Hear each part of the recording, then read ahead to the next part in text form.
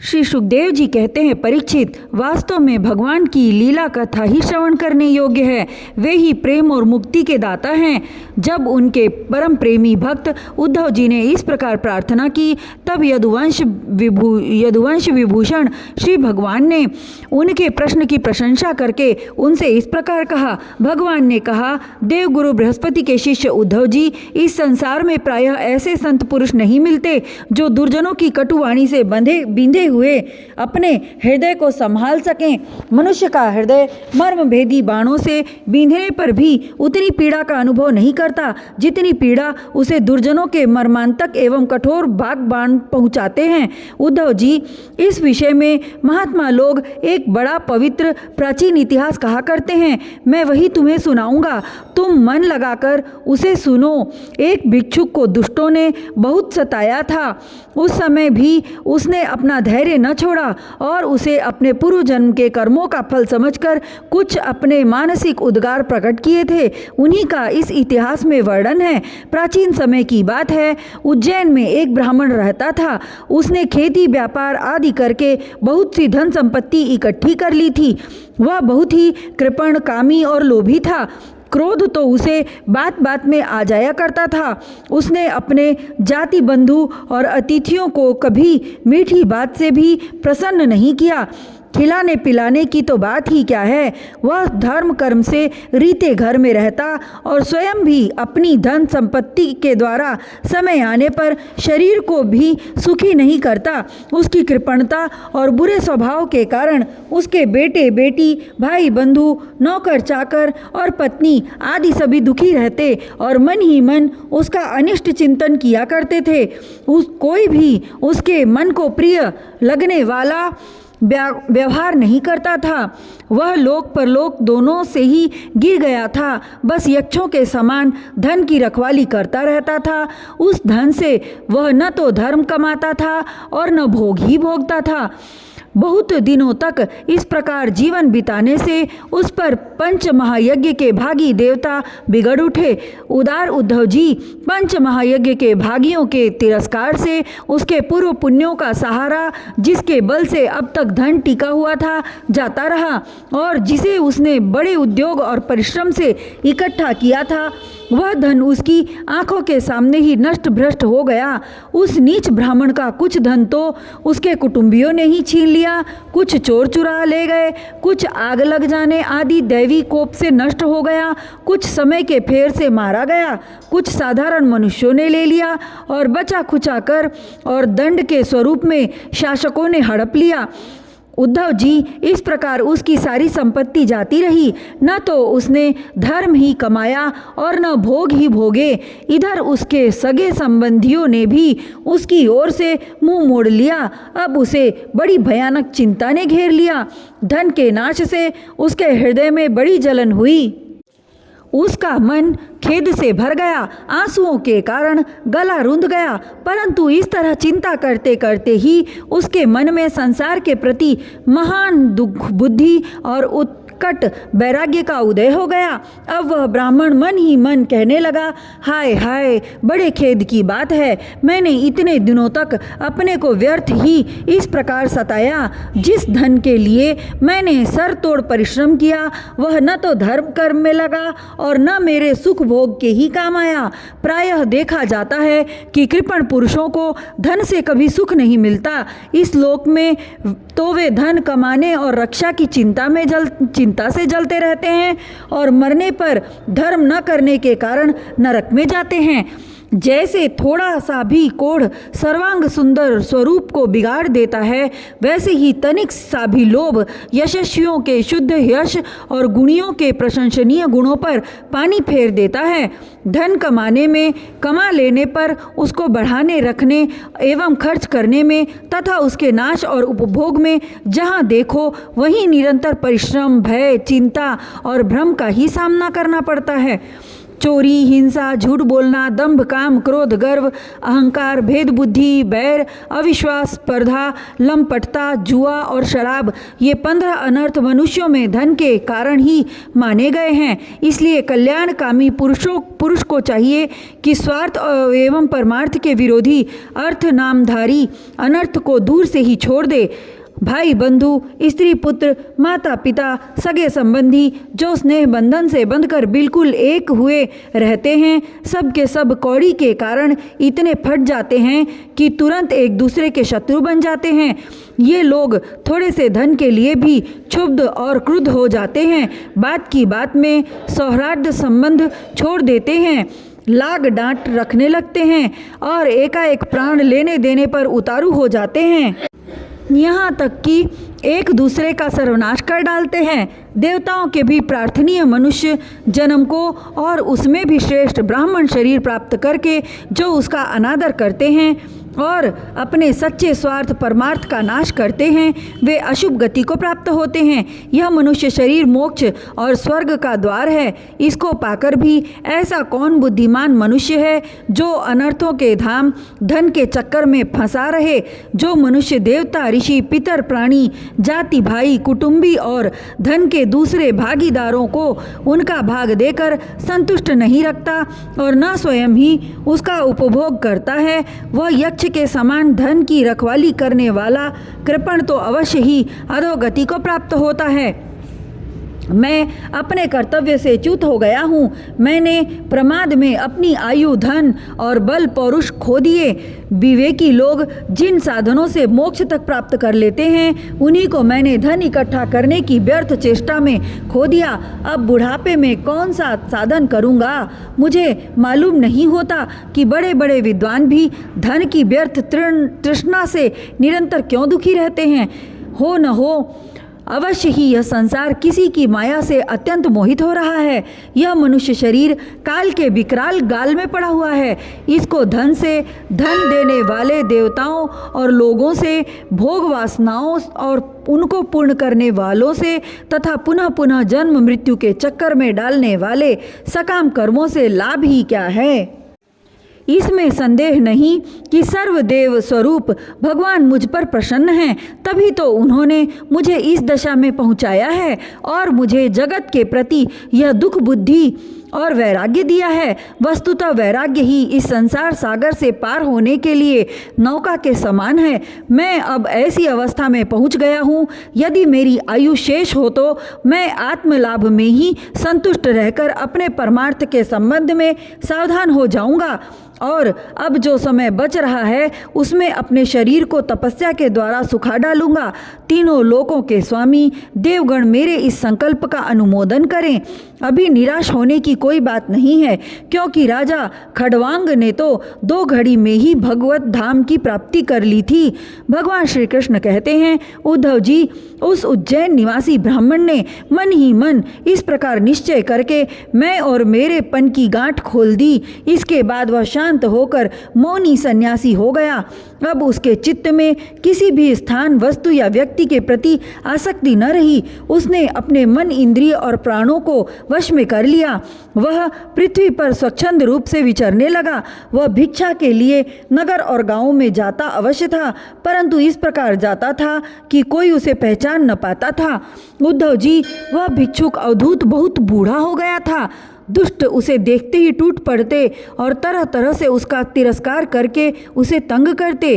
कोई उसका दंड छीन लेता तो कोई भिक्षा पात्र ही झटक ले जाता, कोई कमंडलू उठा ले जाता तो कोई आसन, रुद्राक्ष माला और कंथा ही लेकर भाग जाता। कोई तो उसकी लंगोटी और वस्त्र को ही इधर उधर डाल देते। कोई वे वस्तुएं देकर और कोई दिखला कर फिर छीन लेते। जब वह अवधूत मधुकरी मांग कर लाता और बाहर नदी तट पर भोजन करने बैठता तो पापी लोग कभी उसके सिर पर मूत देते तो कभी थूक देते। वे लोग उस मौनी अवधूत को तरह तरह से बोलने के लिए विवश करते और जब वह इस बात पर भी न बोलता तो उसे पीटते। कोई उसे चोर कहकर डांटने डपटने लगता, कोई कहता इसे बांध लो और फिर उसे रस्सी से बांधने लगते। कोई उसका तिरस्कार करके इस प्रकार ताना कसते कि देखो अब इस कृपण ने धर्म का ढोंग रचा है। धन संपत्ति जाती रही, स्त्री पुत्रों ने घर से निकाल दिया, तब इसने भीख मांगने का रोजगार लिया है। अहो देखो तो सही, यह मोटा तगड़ा भिखारी धैर्य में बड़े भारी पर्वत के समान है। यह मौन रहकर अपने काम बनाना चाहता है। सचमुच यह बगुले से भी बढ़कर ढोंगी और दृढ़ निश्चयी है। कोई उस अवधूत की हंसी उड़ाता तो कोई उस पर अधोवायु छोड़ता। जैसे लोग तोता मैना आदि पालतू पक्षियों को बांध लेते या पिंजड़े में बंद कर लेते हैं, वैसे ही उसे भी वे लोग बांध देते और घरों में बंद कर देते, किंतु वह सब कुछ चुपचाप सह लेता। उसे कभी ज्वर आदि के कारण दैहिक पीड़ा सहनी पड़ती, कभी गर्मी सर्दी आदि से दैवी कष्ट उठाना पड़ता और कभी दुर्जन लोग अपमान आदि के द्वारा उसे भौतिक पीड़ा पहुंचाते, परंतु भिक्षुक के मन में इससे कोई विकार न होता। वह समझता कि यह सब मेरे पूर्व जन्म के कर्मों का फल है और इसे मुझे अवश्य भोगना पड़ेगा। यद्यपि नीच मनुष्य तरह तरह के तिरस्कार करके उसे उसके धर्म से गिराने की चेष्टा किया करते, फिर भी वह बड़ी दृढ़ता से अपने धर्म में स्थिर रहता और सात्विक धैर्य का आश्रय लेकर कभी कभी ऐसे उद्गार प्रकट किया करता। ब्राह्मण कहता, मेरे सुख अथवा दुख का कारण न ये मनुष्य हैं, न देवता हैं, न शरीर है और न ग्रह कर्म एवं काल आदि ही हैं। श्रुतियाँ और महात्मा जन मन को ही इसका परम कारण बताते हैं और मन ही इस सारे संसार चक्र को चला रहा है। सचमुच यह मन बहुत बलवान है। इसी ने विषयों, उनके कारण गुणों और उनसे संबंध रखने वाली वृत्तियों की सृष्टि की है। उन वृत्तियों के अनुसार ही सात्विक, राजस और तामस अनेकों प्रकार के कर्म होते हैं और कर्मों के अनुसार ही जीव की विविध गतियाँ होती हैं। मन ही समस्त चेष्टाएं करता है। उसके साथ रहने पर भी आत्मा निष्क्रिय ही है। वह ज्ञान शक्ति प्रधान है, मुझ जीव का सनातन सखा है और अपने अलुप्त ज्ञान से सब कुछ देखता रहता है। मन के द्वारा ही उसकी अभिव्यक्ति होती है। जब वह मन को स्वीकार करके उसके द्वारा विषयों का भोक्ता बन बैठता है, तब कर्मों के साथ आसक्ति होने के कारण वह उनसे बंध जाता है। दान, अपने धर्म का पालन, नियम, यम, वेदाध्ययन, सत्कर्म और ब्रह्मचर्य आदि श्रेष्ठ व्रत, इन सब का अंतिम फल यही है कि मन एकाग्र हो जाए, भगवान में लग जाए। मन का समाहित हो जाना ही परम योग है। जिसका मन शांत और समाहित है, उसे दान आदि समस्त सत्कर्मों का फल प्राप्त हो चुका है। अब उनसे कुछ लेना बाकी नहीं है। और जिसका मन चंचल है अथवा आलस्य से अभिभूत हो रहा है, उसको इन दानादि शुभ कर्मों से अब तक कोई लाभ नहीं हुआ। सभी इंद्रियां मन के वश में हैं, मन किसी भी इंद्रिय के वश में नहीं है। यह मन बलवान से भी बलवान अत्यंत भयंकर देव है। जो इसको अपने वश में कर लेता है, वही देव इंद्रियों का विजेता है। सचमुच मन बहुत बड़ा शत्रु है। इसका आक्रमण असह्य है। यह बाहरी शरीर को ही नहीं, हृदय आदि मर्म स्थानों को भी बेधता रहता है। इसे जीतना बहुत ही कठिन है। मनुष्यों को चाहिए कि सबसे पहले इसी शत्रु पर विजय प्राप्त करे, परंतु होता है यह कि मूर्ख लोग इसे तो जीतने का प्रयत्न करते नहीं, दूसरे मनुष्यों से झूठ मूठ झगड़ा बखेड़ा करते रहते हैं और इस जगत के लोगों को ही मित्र शत्रु उदासीन बना लेते हैं। साधारणतः मनुष्यों की बुद्धि अंधी हो रही है, तभी तो वे इस मनः कल्पित शरीर को मैं और मेरा मान बैठते हैं और फिर इस भ्रम के फंदे में फंस जाते हैं कि यह मैं हूँ और यह दूसरा। इसका परिणाम यह होता है कि वे इस अनंत अज्ञान अंधकार में ही भटकते रहते हैं। यदि मान ले कि मनुष्य ही सुख दुख का कारण है, तो भी उनसे आत्मा का क्या संबंध, क्योंकि सुख दुख पहुंचाने वाला भी मिट्टी का शरीर है और भोगने वाला भी। कभी भोजन आदि के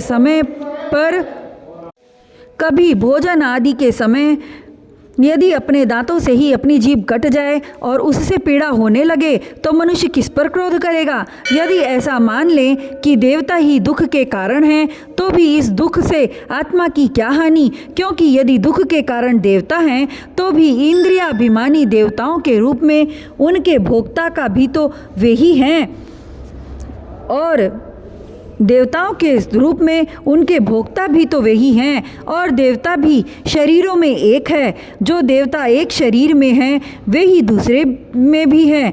ऐसी दशा में यदि अपने ही शरीर के किसी एक अंग से दूसरे अंग को चोट लग जाए तो भला किस पर क्रोध किया जाएगा। यदि ऐसा माने कि आत्मा ही सुख दुख का कारण है तो वह तो अपना आप ही है, कोई दूसरा नहीं, क्योंकि आत्मा से भिन्न कुछ और है ही नहीं। यदि दूसरा कुछ प्रतीत होता है तो वह मिथ्या है, इसलिए न सुख है न दुख। फिर क्रोध कैसा, क्रोध का निमित्त ही क्या। यदि ग्रहों को सुख दुख का निमित्त माने तो उनसे भी अजन्मा आत्मा की क्या हानि। उनका प्रभाव भी जन्म मृत्युशील शरीर पर ही होता है।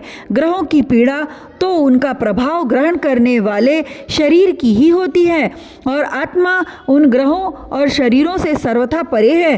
तब भला वह किस पर क्रोध करे। यदि कर्मों को ही सुख दुख का कारण माने तो उनसे आत्मा का क्या प्रयोजन, क्योंकि वे तो एक पदार्थ के जड़ और चेतन उभय रूप होने पर ही हो सकते हैं। जो वस्तु विकार युक्त और अपना हिताहित जानने वाली होती है उसी से कर्म हो सकते हैं। अतः वह विकार युक्त होने के कारण जड़ होनी चाहिए और हिताहित का ज्ञान रखने के कारण चेतन, किंतु देह तो अचेतन है और उसमें पक्षी रूप से रहने वाला आत्मा सर्वथा निर्विकार और साक्षी मात्र है। इस प्रकार कर्मों का तो कोई आधार ही सिद्ध नहीं होता, फिर क्रोध किस पर करें।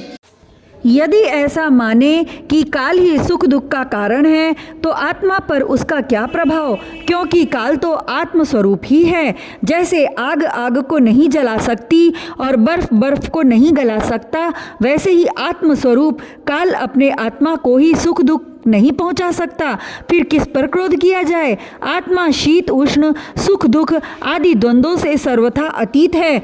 आत्मा प्रकृति के स्वरूप धर्म कार्य लेश संबंध और गंध से भी रहित है। उसे कभी कहीं किसी के द्वारा किसी भी प्रकार से द्वंद्व का स्पर्श ही नहीं होता।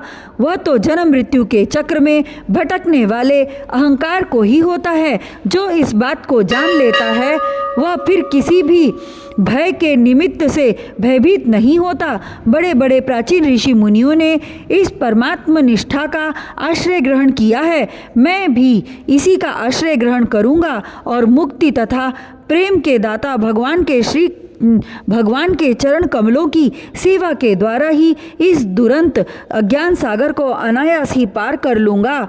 भगवान श्री कृष्ण कहते हैं, उद्धव जी, उस ब्राह्मण का धन क्या नष्ट हुआ, उसका सारा क्लेश ही दूर हो गया। अब वह संसार से विरक्त हो गया था और संन्यास लेकर पृथ्वी में स्वच्छंद विचर रहा था। यद्यपि दुष्टों ने उसे बहुत सताया, फिर भी वह अपने धर्म में अटल रहा, तनिक भी विचलित न हुआ। उस समय वह मौनी अवधूत मन ही मन इस प्रकार का गीत गाया करता था, उद्धव जी, इस संसार में मनुष्य को कोई दूसरा सुख या दुख नहीं देता, यह तो उसके चित्त का भ्रम मात्र है। यह सारा संसार और इसके भीतर भिन्न उदासीन और शत्रु के भेद अज्ञान कल्पित हैं। इसलिए प्यारे उद्धव, अपनी वृत्तियों को मुझ में तन्मय कर दो और इस प्रकार अपनी सारी शक्ति लगाकर मन को वश में कर लो और फिर मुझ में ही नित्य युक्त होकर स्थित हो जाओ। बस सारे योग साधन का इतना ही सार संग्रह है। यह भिक्षुक का गीत क्या है, मूर्तिमान ब्रह्म ज्ञान निष्ठा ही है। जो पुरुष एकाग्र चित्त से इसे सुनता सुनाता और धारण करता है वह कभी सुख दुखादि द्वंद्वों के वश में नहीं होता। उनके बीच में भी वह सिंह के समान दहाड़ता रहता है।